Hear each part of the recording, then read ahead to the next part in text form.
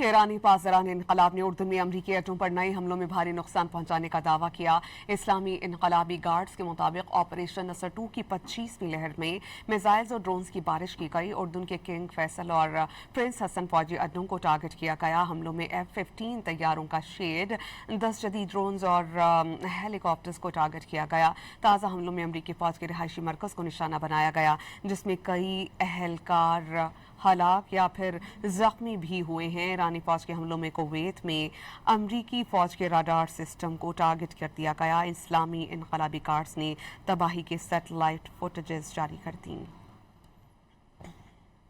ईरानी पासदारान इनकलाब ने उर्दू में अमरीकी एटम पर नए हमलों में भारी नुकसान पहुंचाने का दावा किया। इस्लामी इनकलाबी गार्ड्स के मुताबिक ऑपरेशन नसर 2 की 25वीं लहर में मिसाइल्स और ड्रोन्स की बारिश की गई। उर्दू के किंग फैसल और प्रिंस हसन फौजी अड्डों को टारगेट किया गया। हमलों में F-15 तैयारों का शेड, 10 जदीद ड्रोन्स और हेलीकॉप्टर्स को टारगेट किया गया। ताज़ा हमलों में अमरीकी फौज के रिहायशी मरकज़ को निशाना बनाया गया, जिसमें कई अहलकार हलाक या फिर जख्मी भी हुए हैं। ईरानी फौज के हमलों में कुवैत में अमरीकी फौज के राडार सिस्टम को टारगेट कर दिया गया। इस्लामी इनकलाबी गार्ड्स ने तबाही के सैटेलाइट फुटेजेस जारी कर दी।